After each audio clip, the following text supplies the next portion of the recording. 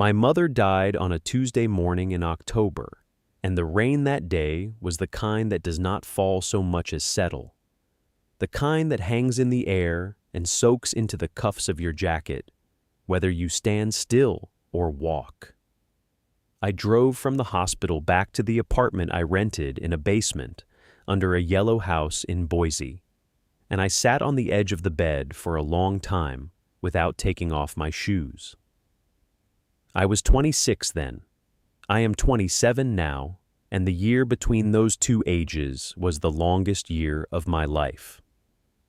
My name is Jonquil Threadgill Ross, though almost everyone calls me Quill, and I teach choir and beginning band at a public high school on the west side of Boise, Idaho. My mother was Loretta Threadgill, a school librarian for 31 years, a woman who could quote whole passages of Willa Cather from memory. She married my father when she was 22, lost him when I was 6, and married Vance Ross Holloway 4 years after that, partly because she was lonely, and partly because she wanted me to have a man in the house who showed up to parent-teacher conferences. Vance was a retired insurance executive even back then, the kind of man who polished his shoes on Sunday nights while the football game was on, and he treated me with the distant correctness a banker uses with a client he does not particularly like. He had a daughter from his first marriage, Linnea, 3 years older than me, polished and pretty and convinced from the day I moved in that I was a temporary fixture in her father's life. We grew up under the same roof for 12 years and never once shared a secret. My mother fought breast cancer for 3 years before it took her, and during the last 6 months, Vance hired round-the-clock home care and made it clear in the mild way he had of making things clear that he and Linnea were the family handling things now. I came over on Wednesday evenings to read aloud to my mother from the Cather and the Marilyn Robinson she loved. Linnea would pass through the room and keep walking. Vance would offer me coffee in the kitchen, and I would answer politely, and then I would go back to the bedroom and read until my mother fell asleep. The night before she died, she squeezed my hand twice and whispered, "Stoney's cabin, Quill. Find Waldo." I thought she was wandering. I told her I loved her, and I drove home in the rain. The will was read 3 weeks after the funeral in the offices of a woman named Rashida Okiki Whitman on the 8th floor of a downtown Boise tower with a view of the foothills. Rashida was Nigerian-American, 54 years old, dressed in a dove-gray suit with a small silver pin shaped like a quill on her lapel that I would later think about for a long time. She had been my mother's lawyer for 20 years. She greeted me with both hands held around mine and asked very quietly whether I had eaten that morning. I told her I had. It was not exactly true. Vance arrived in a charcoal suit with Linnea on his arm, both of them moving the way people move when they already know what is about to be said. They sat on one side of the long walnut table. I sat on the other, alone. Rashida opened a leather folder, slid on a pair of reading glasses, and read my mother's last will and testament in a voice that was both gentle and unflinching. The 4-bedroom Cape Cod in the suburbs of Boise was to go to Vance. The 2 cars, the lake place at Coeur d'Alene, the brokerage accounts, the savings accounts, the small portfolio of bonds, all to Vance and Linnea jointly. The contents of the house, the silverware that had been my mother's grandmother's, the china that had been her mother's, all to Linnea. I sat very still and counted the grain in the walnut tabletop. There were 16 rings in the section in front of me. I counted them 3 times. Then Rashida turned a page and looked at me directly.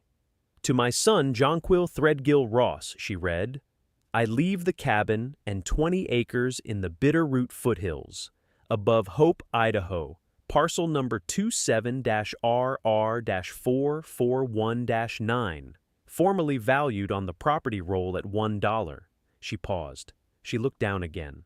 And the following note, in his mother's hand, Stoney left this for you. Find Waldo. Rashida slid a small folded paper across the table. The handwriting was my mother's. The ink was a little smudged where her hand had trembled. I put it in my shirt pocket without unfolding it again, because I had just unfolded it once, and I did not trust myself to do it twice in that room. Linnea made a sound that was not quite a laugh. Vance cleared his throat. "Well," he said, "that seems generous, given the circumstances." He did not say what circumstances. He did not need to. The room understood. Rashida watched him for a long second over the top of her glasses and then said, in a voice I would come to recognize as her courtroom voice, even though we were not in a courtroom, "The bequest stands as written. There are no contingencies. The deed has been transferred." She slid a manila envelope across to me.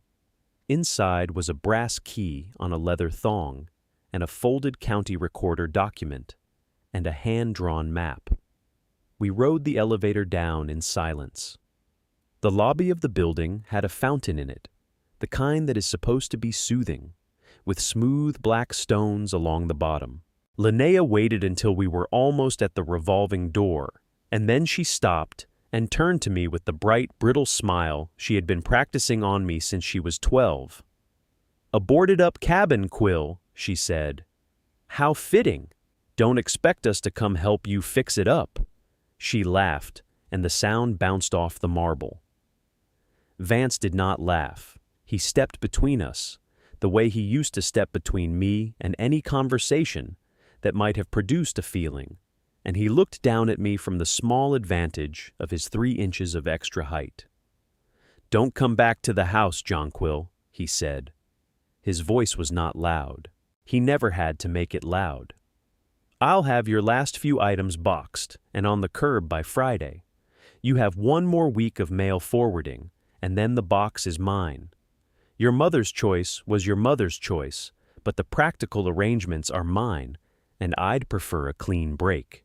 He gave a small nod, as if we had concluded a meeting about insurance premiums, and he walked Linnea out into the gray afternoon. I stood in the lobby for a while, holding the manila envelope, listening to the fountain. I drove back to the basement apartment, set the envelope on the kitchen counter beside an unwashed coffee cup, and sat on the edge of the bed without taking off my shoes. The rain had started again. I thought about my mother's last words in that hospital room. I thought about my father, whom I had not consciously thought about in years, a tall, thin man with sun-darkened forearms, who had carried me on his shoulders through a wheat field exactly once. I had been 5. I remembered the smell of his shirt, which was wood smoke and pine pitch, and the calluses on his hands when they wrapped around my ankles to hold me steady. He had died the next year in a place I had never been.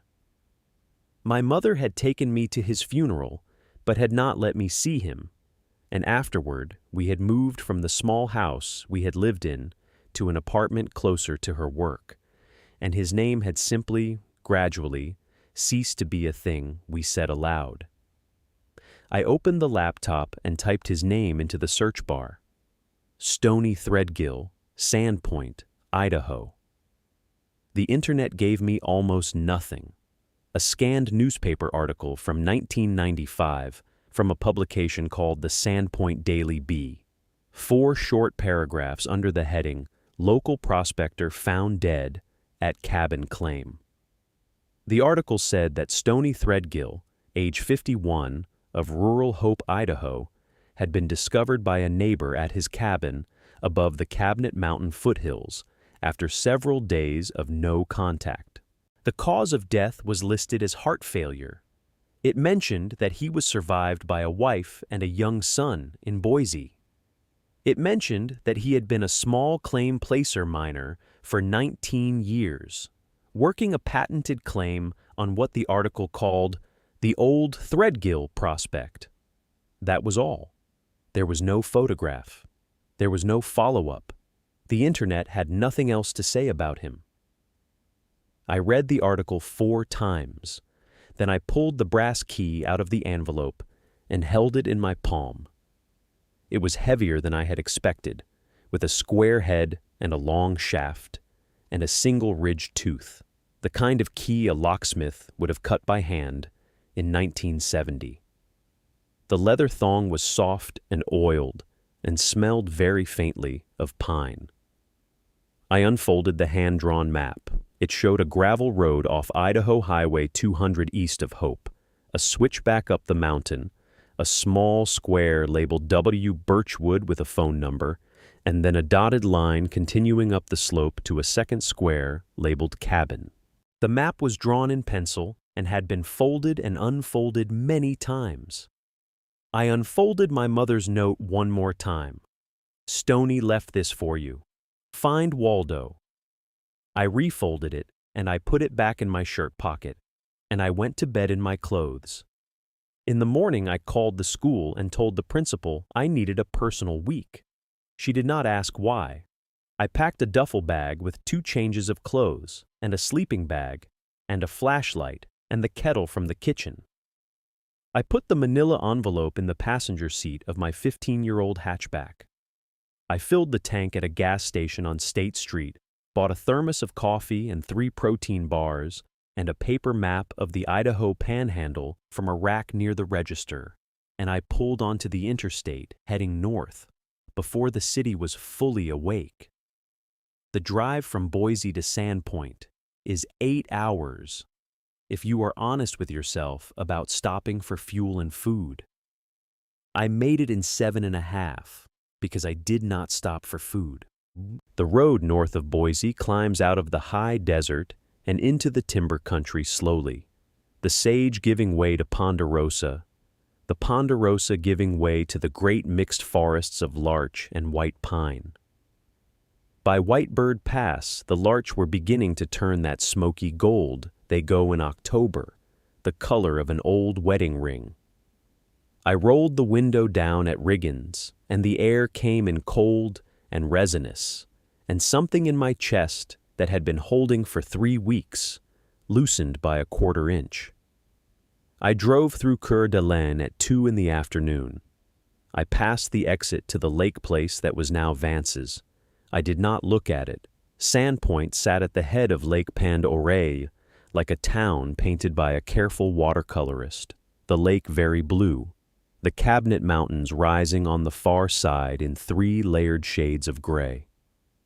I drove east on Highway 200 along the lake's north shore through Kootenai and Hope.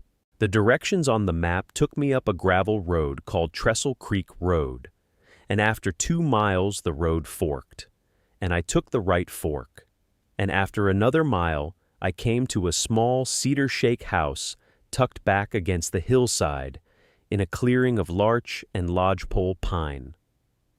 There was a wood pile under a green tin shed roof. There was a 1987 Chevy pickup in the gravel drive. There were 2 old dogs on the porch who lifted their heads at the sound of my engine, but did not bark. The man who came out onto the porch was tall and stooped, with white hair cut short under a green John Deere cap, and a face that had spent 78 winters outdoors. He wore canvas work pants and a faded flannel shirt and suspenders. He watched me get out of my car, and then he said, in a voice that was unhurried and unsurprised, "You'd be Loretta's boy." It was not a question. I said, "Yes, sir." He nodded slowly. He said, "I'm Waldo Birchwood. Your father told me you'd come when the time was right. I've been waiting 21 years. He stepped aside on the porch and said, "Come in. The coffee's been on since 6. The inside of Waldo's house was small and very clean. A single great room with a kitchen along one wall, and a wood stove in the center and a worn green sofa under a window that looked up the slope into the trees. There was a framed photograph on the mantel of a woman with a shy smile holding a baby, and beside it, a smaller photograph of two men in flannel standing in front of a cedar cabin. One of the men was younger Waldo. The other was a tall, thin man with sun-darkened forearms. I did not need to ask. I knew the second man by the line of his shoulders, the way I had known the smell of his shirt 30 seconds after I sat down in the lobby of Rashida's office. I had not seen his face in 21 years, and I knew it. Waldo poured 2 cups of coffee. He put cream in mine without asking, which was correct, and milk in his, and we sat at a small pine table near the window. He did not make small talk. He took a brass key out of a tin on the windowsill, a key that was the twin of the one in my pocket, and he set it on the table between us. "Your father gave me this in 1995, the spring before he passed," he said. "He said his boy would come for it one day. He asked me to keep the lock oiled. I've been up the path on the first Sunday of every month for 21 years. The lock turned smooth. The hinges turned smooth. Nothing's been in that cabin but mice and the one porcupine I had to talk out of the woodshed in 2003. He took a sip of his coffee. "Your father was a private man. He was not a cold man. I want you to know that before you go up there." I asked him very quietly what kind of man he had been. Waldo set his cup down and looked out the window at the slope of larch behind the house, and he was quiet for a long time, the way people who live alone in the woods are sometimes quiet, not because they have nothing to say, but because they want to find the right words before they say it. "Your father was a hermit," he said, finally. "But he was a hermit the way some men are pastors. It was a calling, not a wound.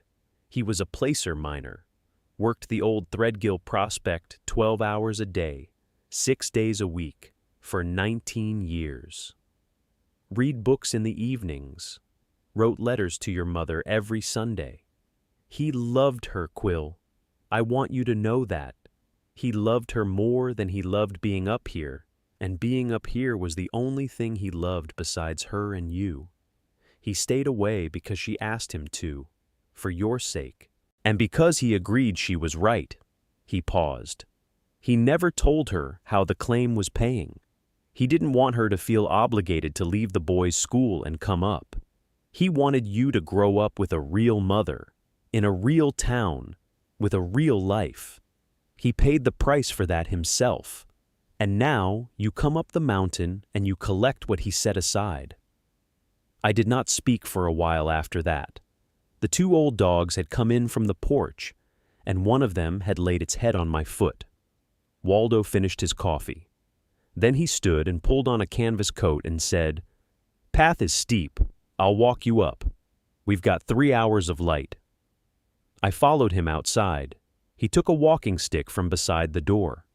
The dogs followed, and we went up the slope behind his house, on a footpath that climbed through larch and lodgepole and crossed 2 small creeks on flat granite stones. The path was steeper than it looked. Waldo did not seem to notice. After a mile and a half, he stopped at a small wooden sign nailed to a tree and pointed. The sign was hand-carved. It said simply, "Threadgill." The cabin sat in a small clearing on the south face of the slope, with a view through a gap in the trees down to the lake far below. It was a single-story cedar log structure with a shake roof that had moss in the cracks and a stone chimney that leaned a little to the east. The windows had been boarded with planks weathered to silver. A fallen branch had pushed the iron stovepipe at the roof slightly off true.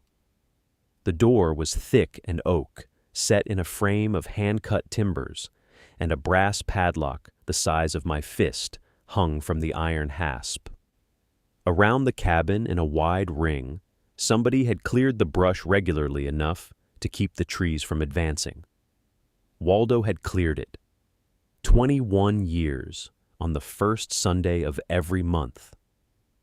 I took the key from my pocket. I held it next to the lock.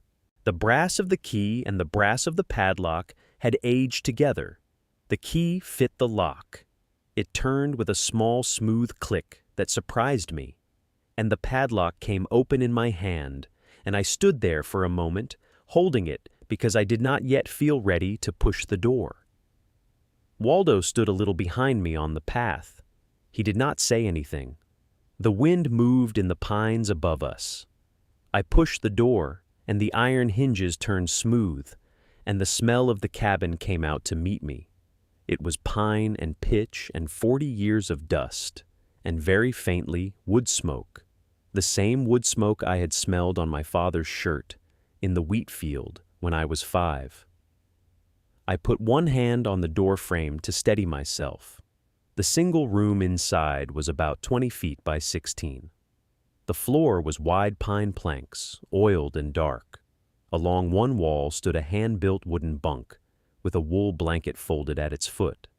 Along another wall stood a roll-top desk and a chair and a small bookcase packed tight with hardback books.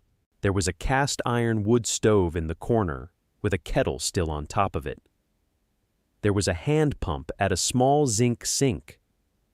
Above the bunk, on a small shelf, framed in dark wood, was a photograph of my mother and my father standing in front of this cabin, my mother holding a baby in a knit cap, my father with one arm around her shoulders, both of them squinting into the sun, both of them smiling, the kind of smile people smile when they are not yet aware that they are being photographed.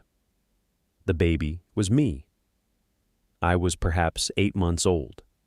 I had never seen the photograph before. I stood in the doorway for a long time. Waldo came up behind me and put a hand on my shoulder and said, "I'll be down at my place. You take whatever time you need. I'll come back at first light tomorrow." He left without ceremony. I heard his footsteps recede down the path. I heard the dogs follow. After a while, I could hear only the wind in the pines and, very far off, a single raven calling. I stepped inside. I sat down on the edge of the bunk. The wool blanket smelled of cedar. I picked up the photograph and looked at it for a long time, and I cried in the quiet way men cry when nobody is watching and they have been holding it for a long time. The cabin held the crying without comment, the way a good room will. I built a fire in the wood stove that night, with kindling and split larch I found stacked under a tarp on the back wall. The stove drew well. The chimney was clean. Whoever had pushed the stovepipe off true with the fallen branch had not damaged it, only nudged it, and once I was inside, I could see that the joint was still tight. The kettle on top boiled in 20 minutes. I made instant coffee from a packet in my duffel. I sat at the roll-top desk in the orange light of the stove and the white light of my flashlight, and I began very slowly to look through what was there. The desk had 3 drawers. The top one held pencils and a fountain pen and a small bottle of dried ink. The middle one held a stack of letters in my mother's handwriting, addressed to Stony Threadgill, General Delivery, Hope, Idaho, dated from 1989 to 1995. I did not open them that night. I would later, slowly, over many evenings, but not that night. The bottom drawer held a single hardback book lying flat, with a leather bookmark sticking out of it. The book was titled Placer Gold Recovery Methods by a man named Charles W. Merrill, 3rd edition, 1987. I lifted it out. The cover was worn. The pages were soft from handling. I opened to the bookmark. The page was a chapter on small-scale stamp mill recovery. In the margin, in a clean, steady hand, I knew without being told was my father's, somebody had written, "Lateral 4 paces north of fireplace. Drop 3 feet. Vault Tell the boy. I read the note 3 times. I closed the book. I set it on the desk. I went to the fireplace and I counted 4 paces north, which put me almost exactly in the center of the cabin floor. I knelt down. The pine planks at that point looked the same as the planks everywhere else. I ran my hand across them and felt nothing different. Then I lifted the small braided rug that lay there, and underneath the rug, in the floor, was a hand-cut hatch the size of a manhole, fitted so cleanly that without the rug lifted, you would never see it, with a small iron ring sunk into a recess so it would lie flat. I sat back on my heels. I did not open the hatch that night either. I covered it back with the rug. I went to the bunk. I lay on the wool blanket in my clothes, and I watched the light of the stove move on the cedar ceiling, beams, until I fell asleep. I dreamed of my father walking up the path with a lantern in his hand. He did not say anything in the dream. He just walked up to the cabin and turned at the door and looked back at me. And his face was the face from the photograph on the shelf, sunburned and gentle and not at all surprised. I woke before sunrise. The fire had gone to coals. I built it back up. I made coffee. I sat at the roll-top desk and I waited for Waldo. He came up the path at first light, the way he had said he would, with his walking stick and the 2 dogs and a small green canvas pack on his back. He did not knock. He pushed the door and stepped in and looked around the room once, slowly, and nodded as if approving of something he had been responsible for. He set the pack on the table. Inside the pack were a hammer, a pry bar, a coil of rope, 2 flashlights with fresh batteries, a small bottle of 3-in-1 oil, and a thermos of coffee. I figured you'd find the note by now, he said. Your father told me what was under the floor in 1994. He never told me how much. He just said when his boy came, I was to help him open it. He looked at me steadily. It's your decision, Quill. We can open it now. We can wait. We can wait a year. The vault has waited 21. It will wait longer. I said, let's open it. My voice did not shake. I was surprised by that. We moved the rug. I lifted the iron ring. The hatch came up smoothly on a pair of hidden hinges, well oiled, the work of a careful man. Below was a square stone-lined shaft, about 3 feet deep and 3 feet across, with iron rungs set into one wall. At the bottom, a second hatch, this one of heavier oak, banded with iron. I climbed down. The shaft smelled of cool stone and dry pine. I set the flashlight on a ledge cut into the wall, and I lifted the second hatch. Beyond it opened a small fieldstone-walled chamber, perhaps 8 feet by 10, with a low stone ceiling and a floor of fitted flagstones. The chamber was dry. The stones were tight. My father had built it alone over a decade, ounce by ounce of effort, the way he had built everything else in his life. I stood in the doorway with the flashlight, and I swept the beam across what was inside, and I had to put one hand on the stone wall to keep my knees from buckling. Along the right wall of the chamber stood 14 cast-iron strongboxes, each about the size of a small carry-on suitcase, set on flat stone slabs to keep them off the floor. They were old boxes, the kind a railroad agent would have used in 1910, with brass fittings and key locks. Beside the strong boxes lay a heavy canvas miner's bag, slumped under its own weight, the canvas gone the color of dust.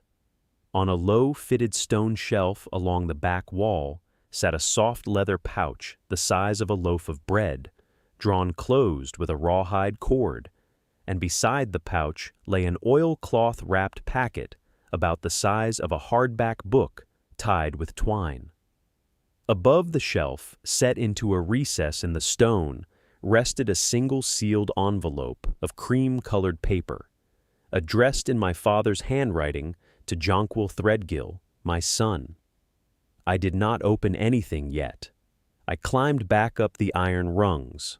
Waldo was sitting on the edge of the floor with his legs dangling into the shaft, the way an old man sits on a dock. I told him what was down there. He did not seem surprised by the count. He said, "Your father worked that claim 19 years. He kept very little for himself. Whatever he saved for you and your mother." I asked him if we should call somebody. He thought about it for a moment. "There's a fellow in Coeur d'Alene," he said. "Pyotr Voskovsky, old Russian, honest as a kitchen knife. He appraised some coins for me in 2002. He'll come up the mountain. I'll call him on the landline at my place tonight." We brought the strong boxes up one at a time, Waldo and I together, careful on the iron rungs, careful on the pine planks. We did not open them yet. We brought up the canvas bag, which weighed about 30 pounds and clinked softly when it moved. We brought up the leather pouch, which was lighter than I expected. We brought up the oilcloth packet, which was very light. I left the sealed envelope where it was for the moment, because I knew, without being able to say how, that it was meant to be the last thing I read, not the first. We set everything on the pine floor of the cabin, around the wood stove, and we sat back on our heels, and we looked at it. The morning light came through the open door in a slanted yellow shaft. A chickadee called somewhere in the larch outside. Waldo took off his cap and held it on his knee. "Open the canvas bag first," he said. "That'll be the placer." I untied the rawhide cord at the neck of the bag and rolled the canvas down. Inside, under a layer of folded burlap, lay loose placer gold nuggets, hundreds of them, the smallest the size of a peppercorn, the largest the size of a robin's egg, all of them the soft buttery yellow of unrefined river gold, all of them dimpled and asymmetric and shaped by water. They had not been alloyed or melted or stamped. They were exactly as they had come out of the creek. I let a handful run between my fingers, and the metallic chime of nugget against nugget was the most musical sound I had ever heard in a quiet room. Waldo said, "Your father walked the high creeks every spring, after the melt. Every spring, for 19 years. That's a lot of walking, son." We opened the strong boxes next, one at a time, with the small key I found taped under the lid of the first box. Each box held the same thing, neatly stacked. Heavy poured bars of refined gold, each about the size of a deck of cards, each stamped with a small private mark, the letters ST inside a square. Stony Threadgill. They were stamp mill bars, the kind a small operator pours when he refines his own concentrate. There were 110 bars in each strong box. There were 14 strong boxes. I did not do the math in my head. I did not need to. I knew the math would matter later. For now, the only thing that mattered was that my father had stood at a small stamp mill in this clearing, year after year, and poured the result of his work into bars by hand. I touched one of the bars. It was cold. It smelled very faintly of the borax flux a small refiner uses. The leather pouch held coins. 220 of them, by my count and Waldo's, all of them American gold, all of them from the late 19th century or the early 20th.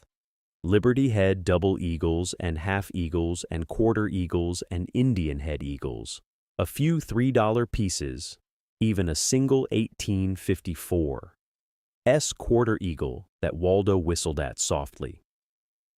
The coins were not in protective sleeves. They had been kept loose in the leather, which I would later learn is not what a serious collector would do, but which my father had done because he had not seen them as a collection, but as a savings account. The dates on the coins ran from the 1850s to the 1920s. The condition on most of them was extraordinary. They had been handled, but gently, by a man who understood what they were. The oilcloth packet was the thing that made Waldo set his cap back on his head and lean back against the cabin wall and say, "Well now." Inside the oilcloth, inside a layer of waxed paper, lay a folded sheaf of legal documents. The top one was a stamped and notarized federal patent for the Threadgill No. 1 mining claim, 12 acres of patented ground in the Bitterroot foothills, dated March 14, 1981, signed by an officer of the Bureau of Land Management. A patented claim is not a lease. It is not a permit. It is owned ground, transferred from the federal government to a private citizen, in fee simple, with the mineral rights conveyed permanently. There are very few of them left. Almost no new ones have been issued since 1994.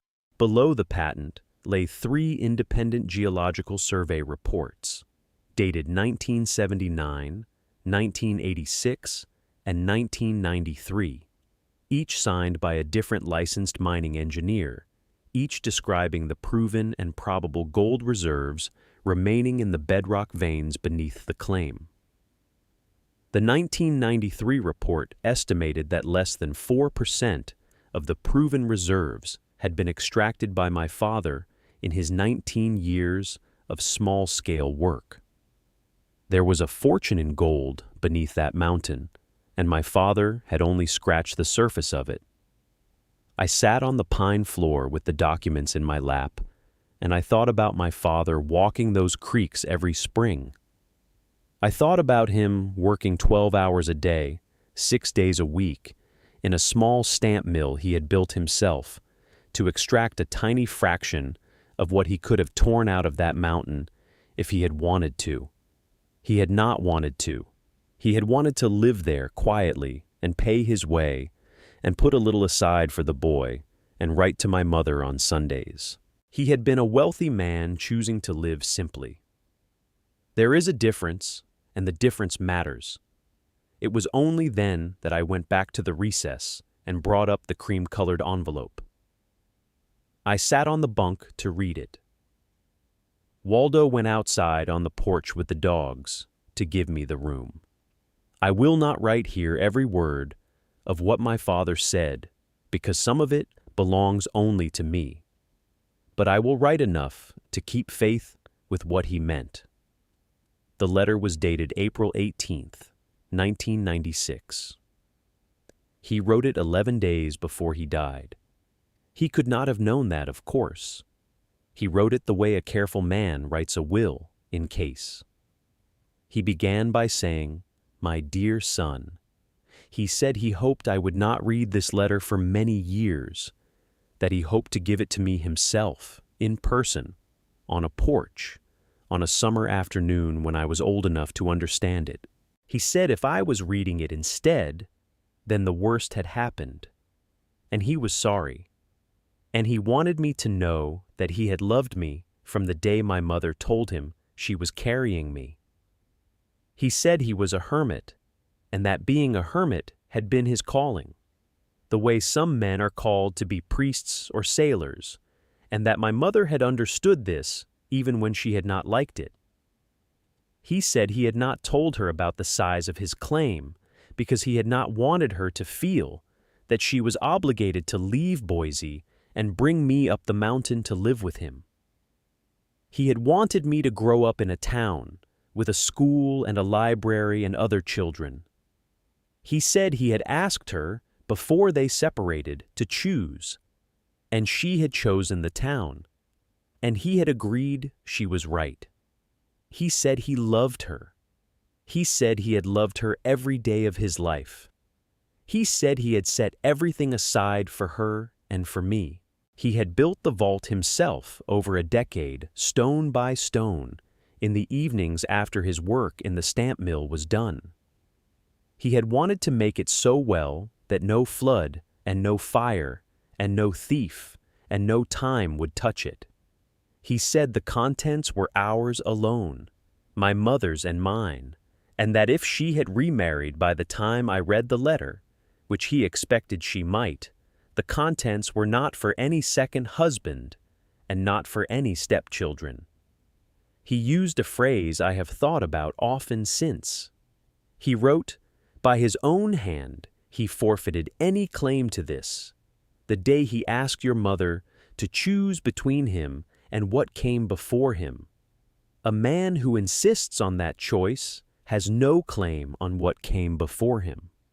This is yours, Jonquil, and your mother's, and no one else's, and I have made it so in law and in conscience." He said he was sorry he had not been a more visible father. He said he had written letters to me every month for 6 years, which he had not sent, because my mother had asked him not to. He said the letters were in the middle drawer of the desk. He said if I wanted to know him, I could read them. He said if I did not want to know him, I could burn them, and he would not blame me, and he loved me regardless. He signed the letter, "Your father, who is proud of you, Stony." I sat on the bunk for a long time with the letter in my hand. The light moved across the floor. Outside, Waldo and the dogs were quiet. After a while, I went to the middle drawer of the desk, and I lifted out the stack of unsent letters, 6 years of them, monthly, each one in its own sealed envelope, each one addressed to Master Jonquil Threadgill. I did not open them yet. I put them in the duffel bag I had brought up from the car. I would open them, slowly, over the next year, one a month. I would not rush them. There was no need to rush them. They had waited 21 years already. They could wait a few more. Waldo came back inside as the light was starting to go. He looked at me without saying anything. He poured 2 cups of coffee from his thermos. We sat at the table, and we drank the coffee, and we watched the orange of the stove. And after a while he said, "Pyotr will come up Saturday. I'll meet him at my place and bring him up the path. You should sleep tonight. There's a lot of mountain ahead of you, and it's all uphill." I said I would. I did. I slept on the bunk under the wool blanket, with the wood stove warm, and I did not dream. Pyotr Voskovsky came up the mountain on Saturday morning, the way Waldo had said he would. He was 58, stocky and bearded, dressed in gray wool trousers and a dark green sweater and small round glasses, with a worn leather satchel over one shoulder and a small wooden case in his free hand. He had been an appraiser of gold and rare coins in Coeur d'Alene for 31 years. He had a slow, careful voice and an accent that had not entirely left his speech in the 4 decades since he had emigrated from St. Petersburg. He greeted me with both hands held around mine, in a small, unhurried gesture that reminded me of Rashida in her downtown office. He said, "I am sorry for your mother," Waldo told me. "She was a good woman, I am told." I thanked him. He set his case on the table, and he opened it and he set out his tools. A jeweler's loop, a small electronic balance, a bottle of acid testing reagents, a neutron density gauge the size of a paperback book, a ledger, 2 pencils. He worked for the better part of 2 days. He worked carefully and quietly, the way Waldo had walked up the mountain, the way my father had built the vault. He weighed every bar from the strong boxes. He tested a small sample from each batch with the acid and the density gauge. He confirmed the purity of the refined gold at 0.984 fine, which is consistent with small-scale stamp mill recovery in the Idaho Panhandle. He counted and weighed the placer nuggets. He examined every coin under the loupe, and he made small, careful notes in his ledger about each one. And twice he set a coin aside on a piece of velvet and looked at it for a long time before writing anything down. He read the geological reports from the oilcloth packet without comment. He read the patent twice. He set down his pencil, and he looked up at me and Waldo across the table, and he took a slow breath. "I will give you the numbers in the order of the smallest," he said. "The placer nuggets in the canvas bag come to 30 pounds and 4 ounces gross. At present spot, with the small premium for unrefined Idaho placer, which collectors will pay, I estimate $240,000. The coins in the leather pouch come to 220 pieces. The 1854 S-quarter eagle is rare. 3 of the double eagles are in extraordinary condition. Most of the rest are common, but in good grade. I estimate the collection at $420,000 at auction, perhaps a little more." He paused. "The refined bars in the strong boxes come to 1,840 troy ounces. At present spot, accounting for the small discount for private mark bars that are not LBMA, I estimate $3,600,000. I had been looking at the floor. I lifted my head. Pyotr was watching me steadily. He turned the page in his ledger. He set his pencil flat. "And then," he said, "there is the patented claim itself.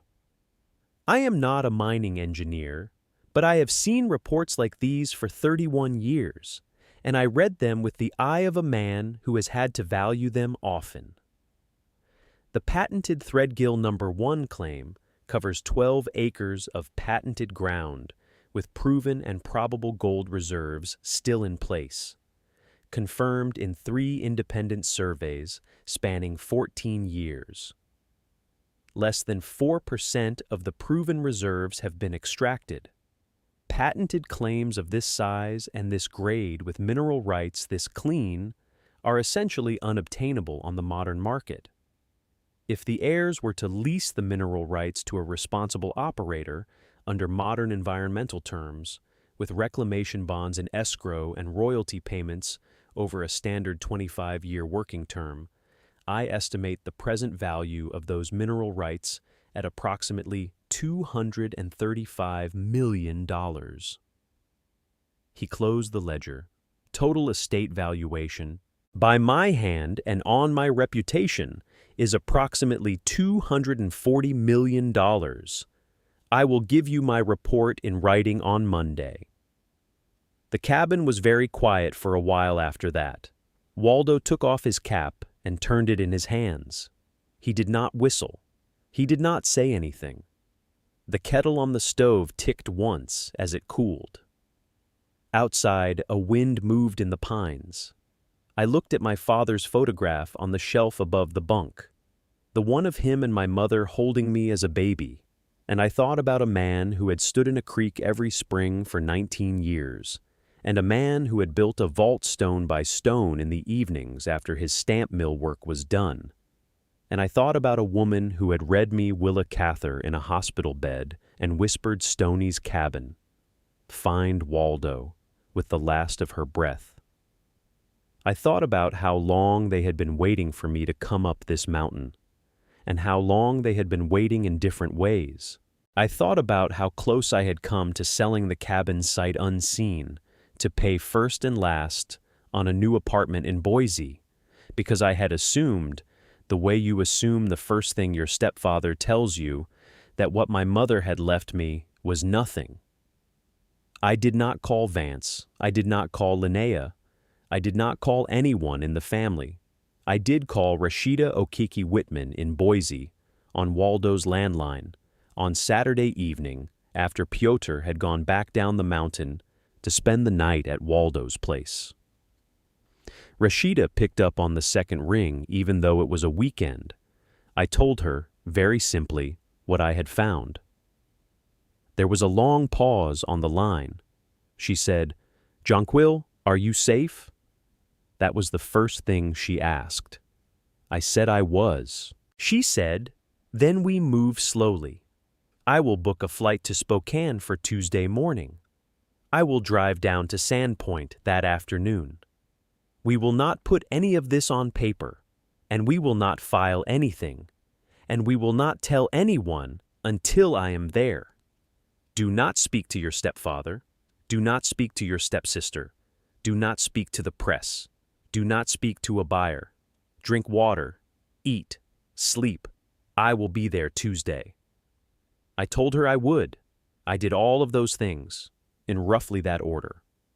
Rashida arrived Tuesday afternoon in a rental sedan, with a leather briefcase and a small overnight bag, and a small silver pin shaped like a quill on the lapel of her travel coat. She climbed the path with Waldo and me, in good walking boots she had clearly owned for years. She walked the cabin once, slowly, the way Pyotr had walked it. She read the patent and the surveys and Pyotr's appraisal report. She sat at the roll-top desk and she made notes in a slim black notebook for an hour. Then she closed the notebook and she said, "Here is what we will do if you agree." We sat at the table and she laid out the plan. She would set up an Idaho-based revocable trust in my name, with herself as trustee of record and me as primary beneficiary, with a successor trustee from her firm in case anything happened to her.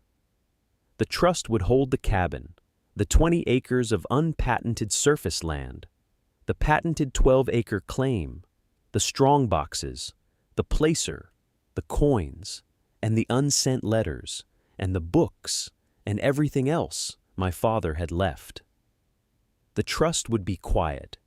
It would not be searchable in public records under my name. It would not be in the news. The mineral rights would be leased, when I was ready, on a long-term royalty basis, to an operator she had worked with before, under modern environmental and reclamation standards, with the cabin and the surrounding clearing protected as a permanent in-holding I could keep or visit or live in for the rest of my life.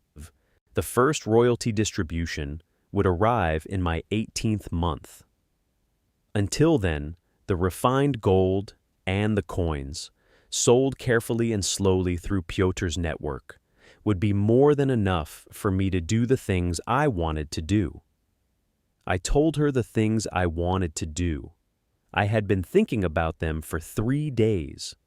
I wanted to set aside 1/3 of the entire estate, after taxes, in a separate charitable trust, to fund a community music scholarship in my mother's name at the Boise High School where I taught for any student in the district who could not otherwise afford a band or choir instrument in perpetuity.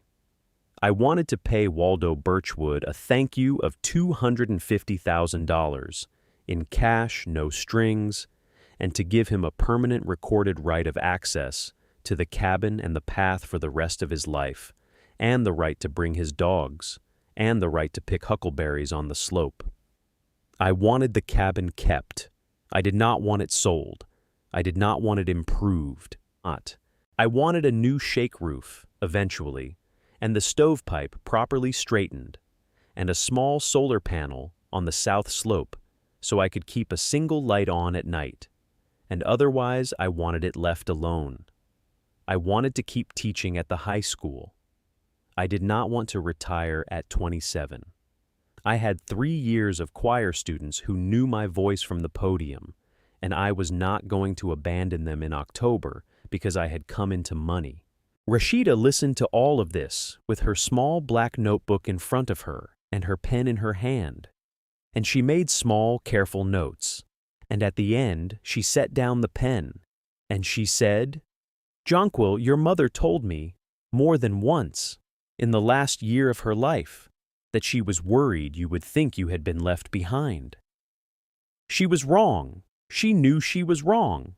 She told me she knew she was wrong. But she worried about it anyway, the way mothers do." She paused. "I am very glad to be the one sitting at this table with you." She drove back down to Spokane Wednesday afternoon.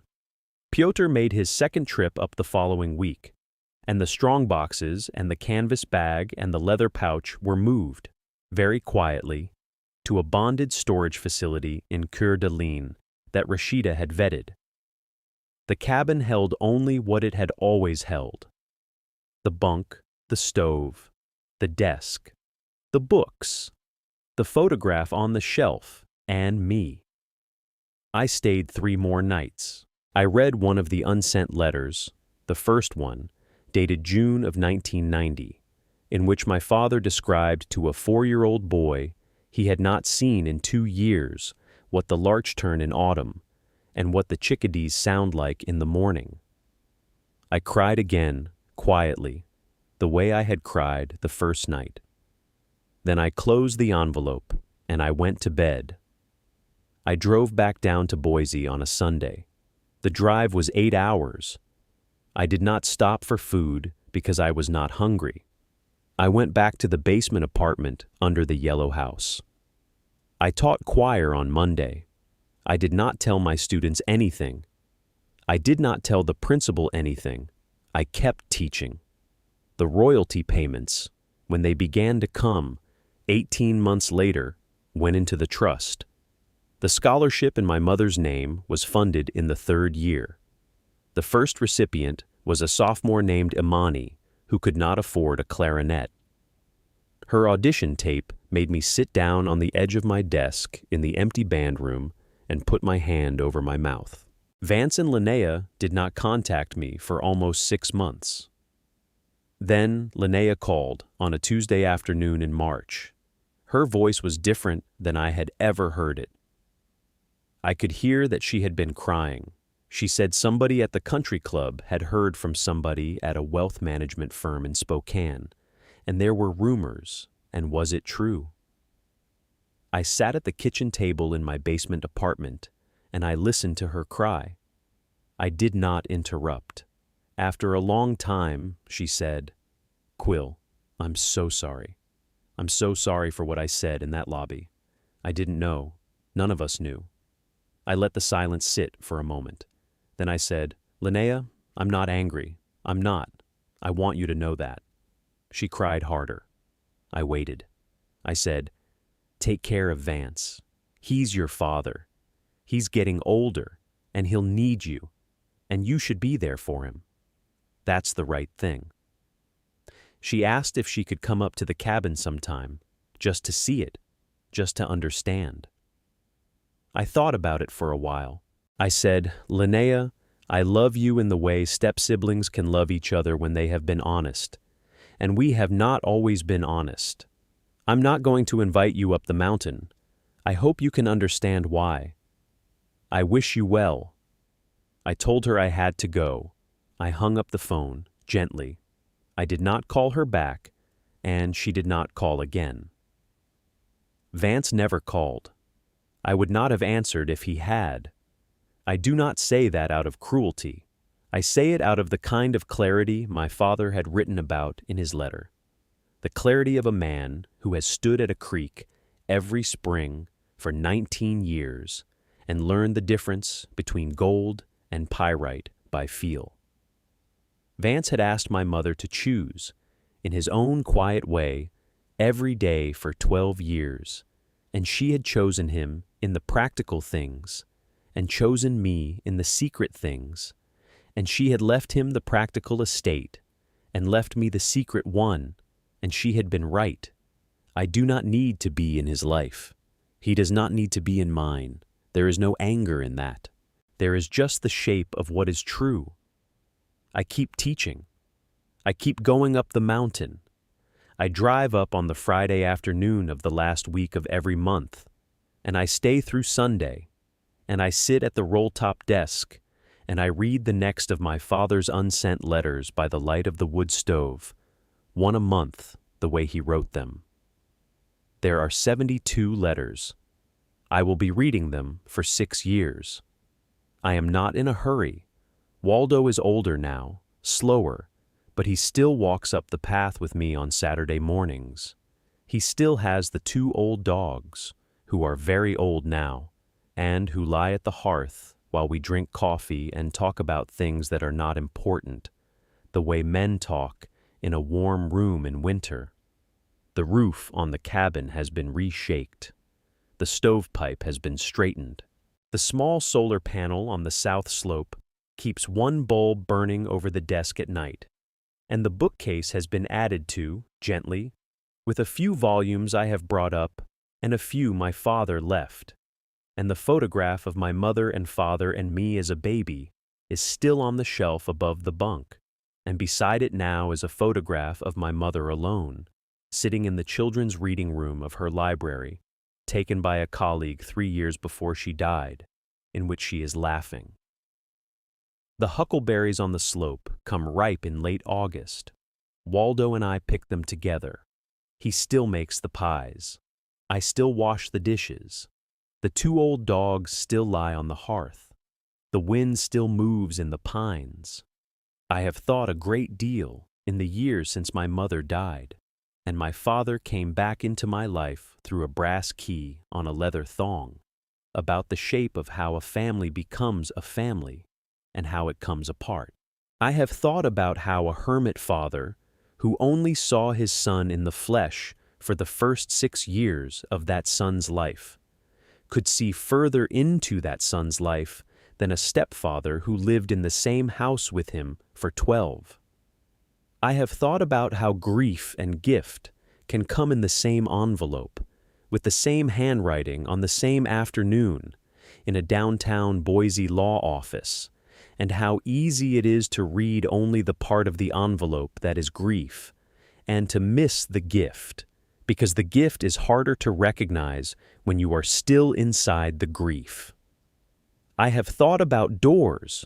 The boarded-up door of the cabin, which I almost did not open, was the only door of all the doors my mother could have left me that opened onto something true.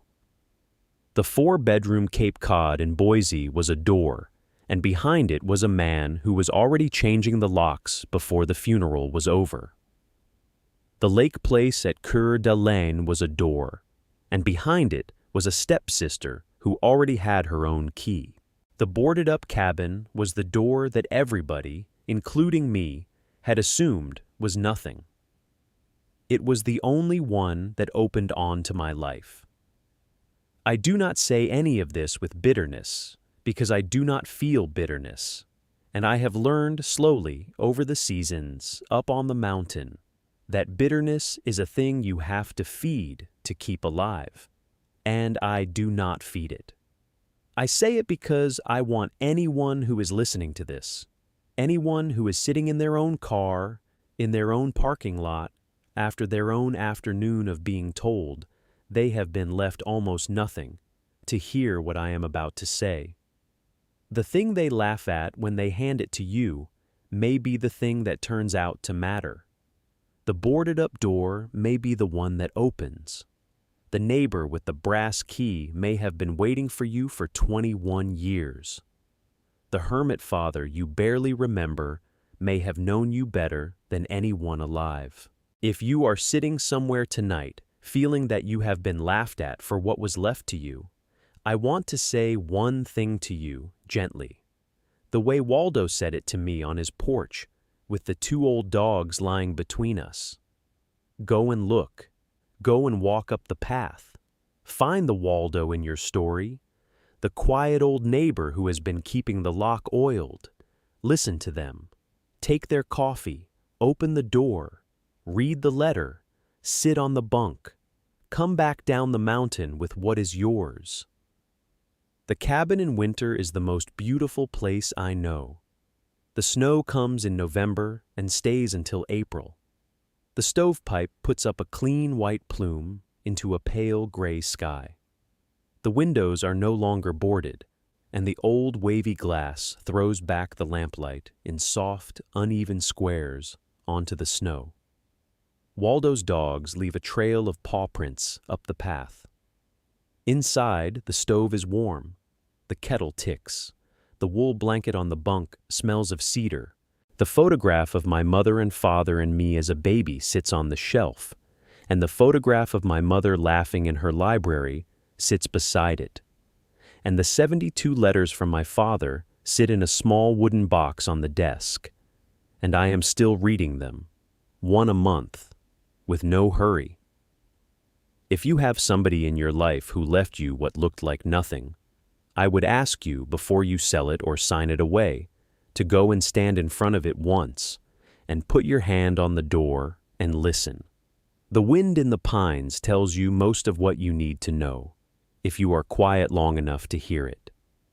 And if there is a Waldo, and there usually is, he will come out onto his porch in his green John Deere cap, and the door of the rest of your life will swing open on hinges. Somebody has been oiling for you every first Sunday, for as long as it took you to find the path. I drive up the mountain on the last weekend of every month. The lock turns smooth. The hinges turn smooth. The fire takes on the first match, and the door opens.